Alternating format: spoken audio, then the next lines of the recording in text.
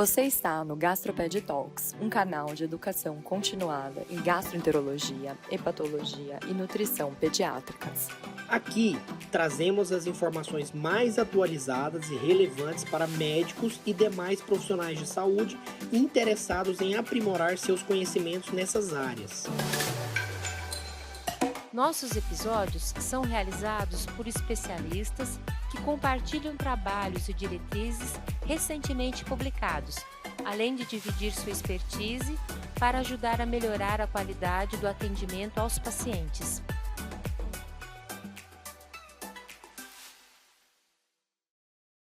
Sucesso, gente. Então, dando início a essa discussão de alergia alimentar não IgE mediada, a gente escolheu o primeiro documento para discutir, esse Position Paper da Sociedade Europeia, que foca no diagnóstico, manejo e prevenção da alergia à proteína do leite de vaca, a PLV. Então, eu coloquei aqui highlights, né? Porque, obviamente, o objetivo não é cumprir esse documento todo, que é um documento bem extenso. Vou passar uma introdução mega rápida, porque o objetivo não é discutir as coisas básicas, então a gente sabe que a alergia alimentar é uma reação de hipersensibilidade que envolve mecanismo imunológico, né? O que difere de outros tipos de reação adversa a alimentos. E a gente classifica as 3 categorias, mediadas por IgE, não mediadas por IgE e mistas, e aqui, né, nós temos a doutora Ariana, que é imunologista pediátrica, mas somos, na maioria, pediatras e gastropediatras, então o nosso foco são as não IgE mediadas e com manifestações gastrointestinais, principalmente. É um desafio diagnóstico nos lactentes, nas crianças pequenas, porque as manifestações não são específicas e algumas são bastante comuns em lactentes saudáveis, claro que normalmente num grau de gravidade menor, mas também a percepção de gravidade pode variar bastante.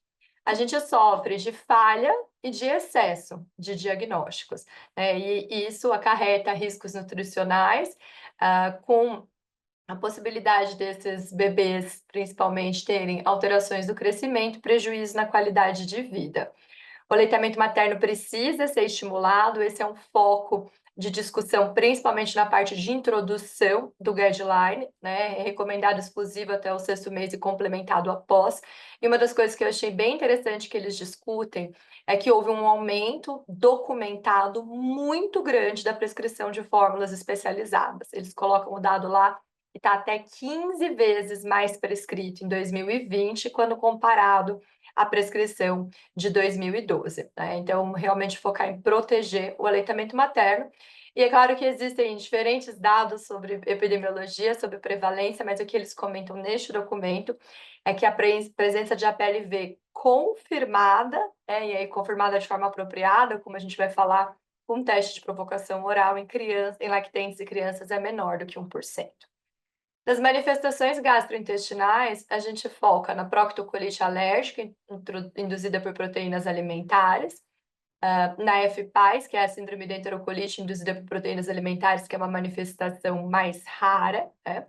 As doenças gastrointestinais eosinofílicas e a doença do refluxo gastroesofágico, que a gente vai pincelar essas de uma forma mais rapidinha.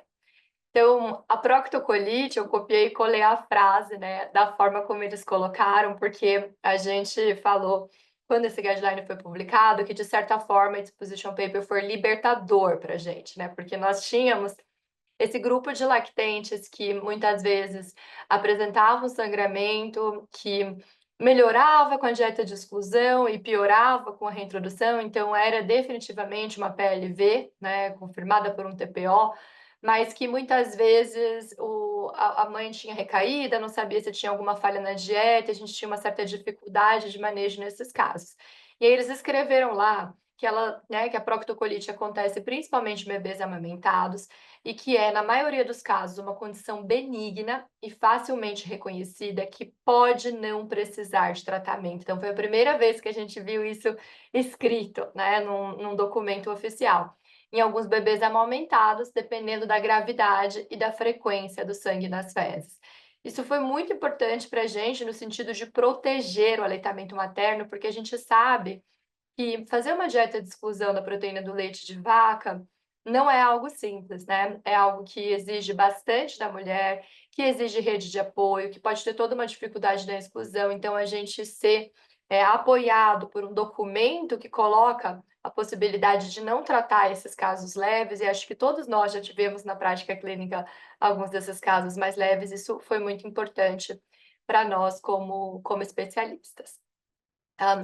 Das doenças eosinofílicas, o que eu optei por destacar foi que sim, que a proteína do leite de vaca ela é considerada um possível fator da patogênese das doenças gastrointestinais eosinofílicas. Nós sabemos que essas doenças têm uma complexidade de fisiopatologia muito grande e não completamente compreendida, mas que a gente tem a possibilidade de ter desencadeantes como alérgenos alimentares, e aí a proteína do leite de vaca é o alérgeno, varia conforme uma casuística ou outra, mas em até 50% dos casos das doenças eosinofílicas. Tanto que tem a discussão de que, se for começar uma dieta de exclusão, em vez de começar com os 8 ou 6 alimentos, começar com a exclusão de um alimento, esse alimento deveria ser a proteína do leite de vaca.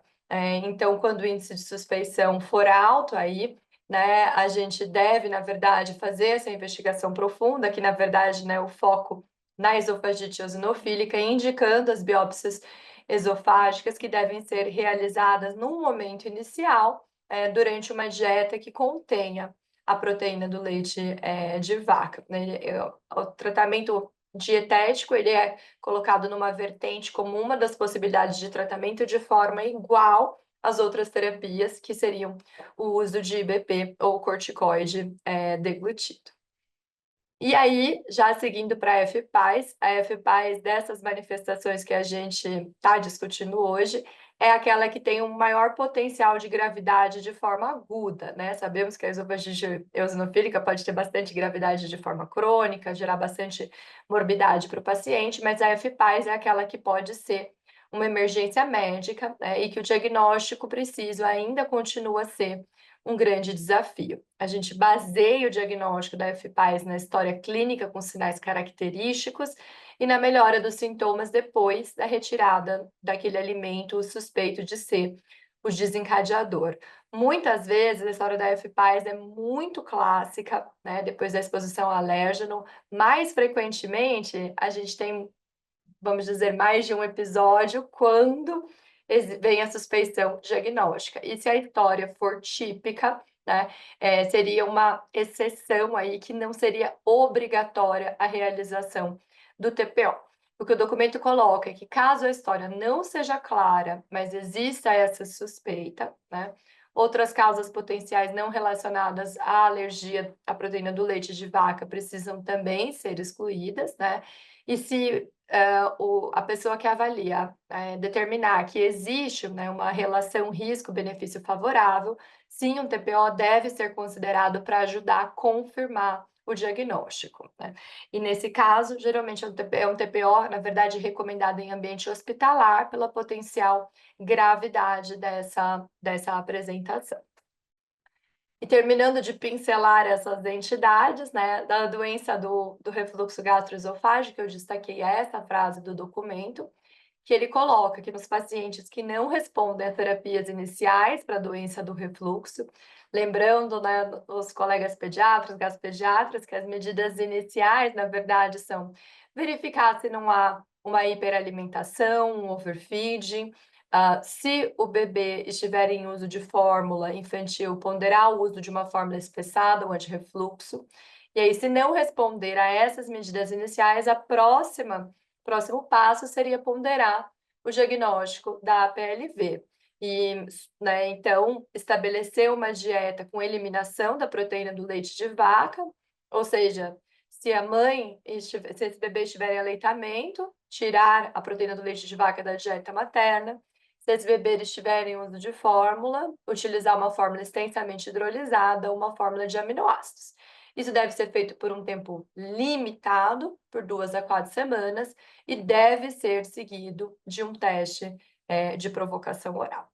E aí, dentro dessa introdução, eu vou falar das ferramentas, na verdade, do diagnóstico, que é uma coisa bem importante que esse documento nos traz. Eles começam falando sobre o COMIS, que é um score, né, que foi desenvolvido, na verdade, não com o objetivo de fazer diagnóstico, mas de chamar atenção, de alertar, né, pediatras a respeito da possibilidade de alergia à proteína do leite de vaca. Mas acho que há uma preocupação que esse score ele foi, de certa forma, desviado, como se fosse para usar ele para fazer diagnóstico. Então, essa afirmação ela é bem importante, né? Que você pode usar um COMIS no basal, você pode usar a redução do COMIS como um indicativo de APLV, mas essa ferramenta não serve para diagnóstico. Inclusive, a própria proposta da ferramenta já colocava isso.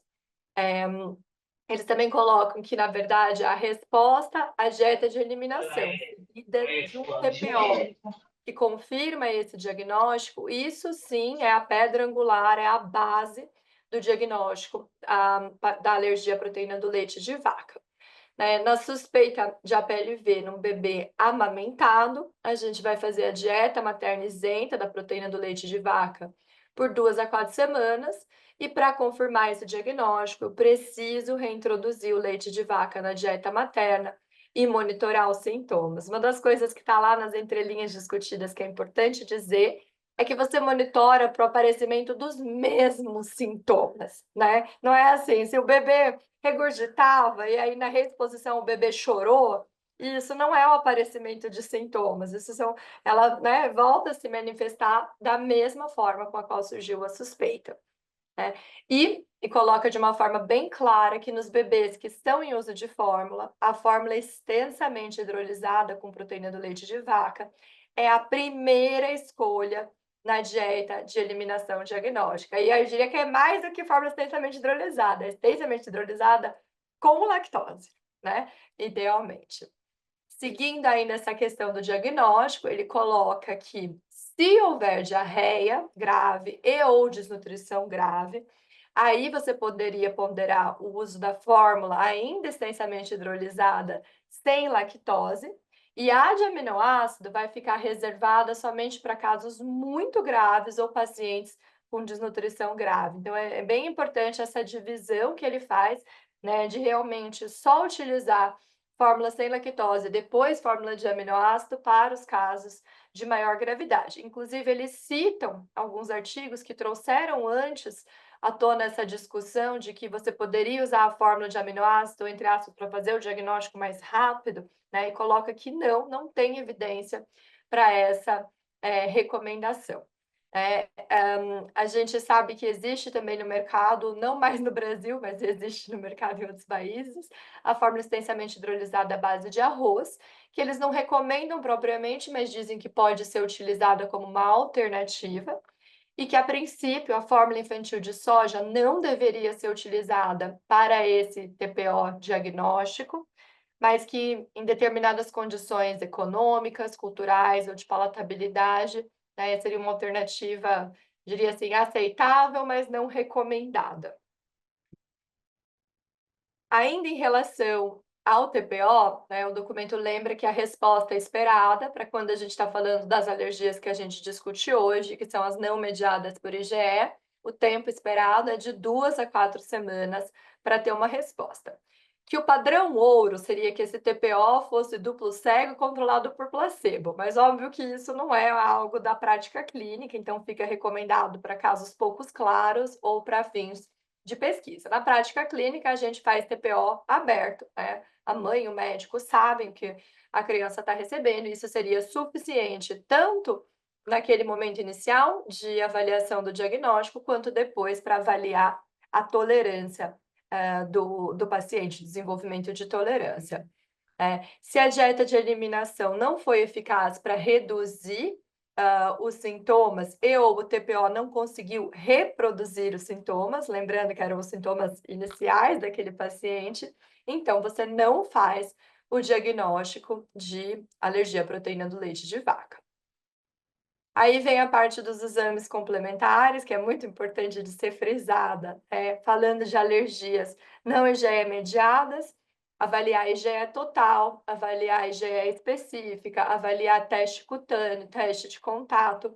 isso não vai contribuir para o diagnóstico da alergia à proteína do leite de vaca nesses contextos. Eles citam também outros testes, como o teste de ativação de basófilos, anticorpos IgG, calprotectina, alfa-1, faltou o sangue oculto nas fezes, né, nessa lista, mas enfim, né, todos esses testes não têm papel, eles colocam que uma endoscopia, uma colono, não são recomendadas de forma rotineira, ainda que em casos bastante graves, você pode lançar a mão desses testes para um diagnóstico diferencial, né? Por exemplo, como a doença inflamatória de início muito precoce, mas isso é a exceção da exceção, não é a regra. Via de regra, o diagnóstico é clínico, confirmado por um TPO aberto, né? Como a gente falou antes, né.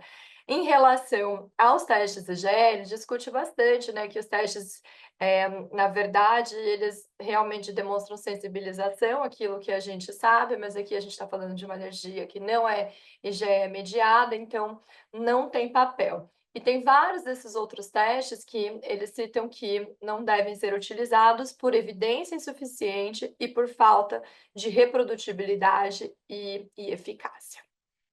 Aí, saindo dos exames e discutindo um pouquinho dos aspectos nutricionais e do prejuízo ao crescimento, o documento foca bastante nisso também, chamando a atenção que existem vários elementos que podem contribuir, né, para esse risco aumentado de prejuízo do crescimento. Na verdade, numa forma branda de APLV, a gente não espera, né, acometimento do crescimento das crianças, mas por todos esses fatores que ele cita, que incluem associação com outras doenças atópicas e com outras doenças crônicas, um atraso no diagnóstico, uma inflamação intestinal persistente, uma exclusão de múltiplos alimentos, seja porque esse paciente é mais grave e de fato tem múltiplas alergias, seja porque, né, a família ou um profissional de saúde impõe limitações excessivas, né, e aí que vão, na verdade, mais fazer mal para essa criança do que trazer benefícios. E dentro desses aspectos nutricionais, eles citam que um aconselhamento, né, dietético nutricional profissional deveria ser oferecido para as mães em dieta de eliminação da proteína do leite de vaca.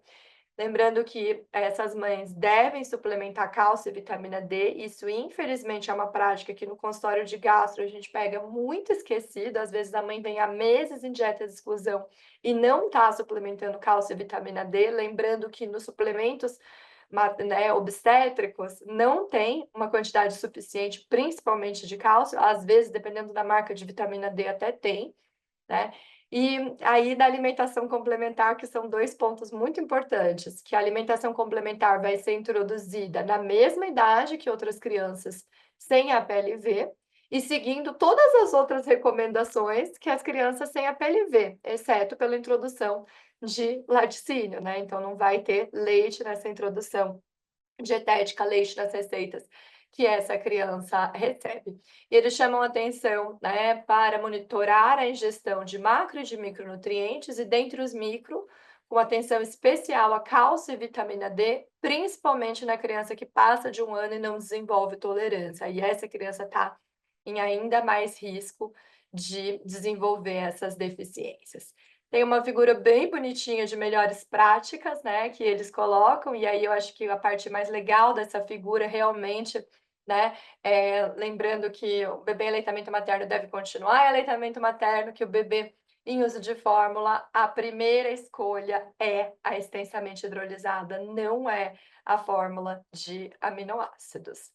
E em relação ao tratamento, de certa forma, as recomendações são parecidas com aquelas iniciais de diagnóstico, né? Então, no tratamento, depois que você confirmou que esse bebê tem a PLV, se ele está em uso de fórmula, a extensamente hidrolisada com lactose é de novo a primeira escolha. Não tem evidência para pró, pré ou simbiótico, né? Nem adicionados a essas fórmulas. Que as fórmulas à base de proteína parcialmente hidrolisada não são recomendadas, né? E que o aminoácido fica reservado para os casos graves ou para os bebês que não respondem à fórmula extensamente hidrolisada. De novo, ele coloca que a hidrolisada de arroz e o soja poderiam ser alternativas, apesar de não recomendadas como terapias de primeira linha. né? Seriam realmente por conta daqueles fatores potenciais culturais, econômicos ou de palatabilidade.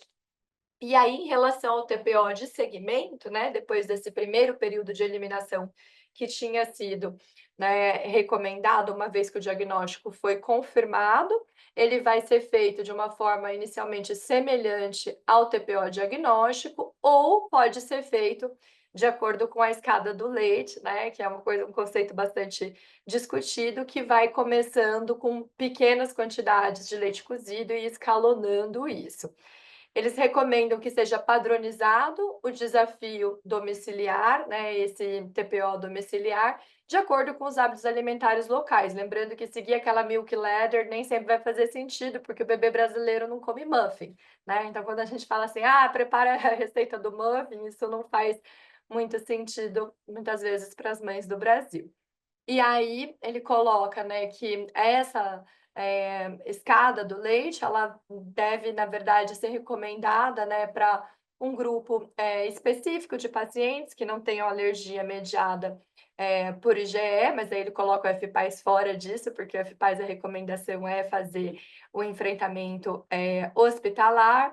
E pacientes que tenham tido reações prévias leves, não anafiláticas, idealmente pacientes que não tenham comorbidade respiratória, asma, a família tem que entender, tem que estar disposta, não pode ter dificuldades, né, de linguagem, de compreensão, enfim, né, pacientes realmente que são pacientes de mais baixo risco. Em relação à imunoterapia, uma única frase de que eles colocam, né, que a imunoterapia seria para pacientes selecionados com alergia à proteína do leite de vaca persistente e mediada por IgE. Então, não é o nosso paciente típico. E, finalmente, em relação à prevenção, né, a gente deve promover a amamentação, ainda que isso não tenha, a gente não conseguiu, vamos dizer assim, provar isso de forma irrefutável, mas a gente tem uma coisa assim um pouco consistente, além de ter outros benefícios a esse paciente. Ele lembra que gestantes não devem ter restrições alimentares, além daquelas da própria gestação, né, que isso não previne alergia à proteína do leite de vaca, e na verdade cita alguns estudos que falam até de um potencial aumento de risco. Então não tem evidência, né, também de, vamos dizer assim, escolher, por exemplo, dar uma proteína extensamente hidrolisada ou de aminoácido para um lactente que seria um lactente de alto risco. Na verdade, a gente não faz essa recomendação.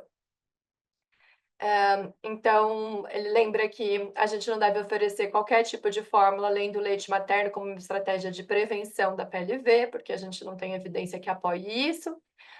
Não também recomendamos o uso de fórmula parcialmente hidrolisada, extensamente hidrolisada de aminoácidos para prevenir a PLV, nem de soja ou de arroz. E, novamente, nem probiótico, pré-biótico, simbiótico, ácido graxo de cadeia longa, vitamina D, infelizmente, a gente não tem a coisa que previne a PLV.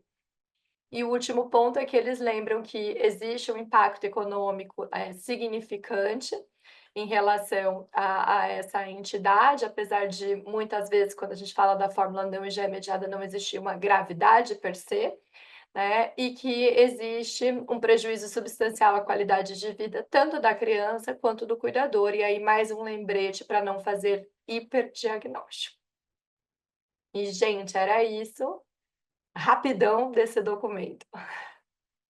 Excelente, Natasha. A gente sabe o quanto você consegue aí ter essa capacidade de resumir, mas dessa vez você se superou mesmo. Fique por dentro das últimas novidades e descobertas em gastroenterologia, hepatologia e nutrição pediátrica no nosso canal do YouTube e também presente nas principais plataformas de podcast.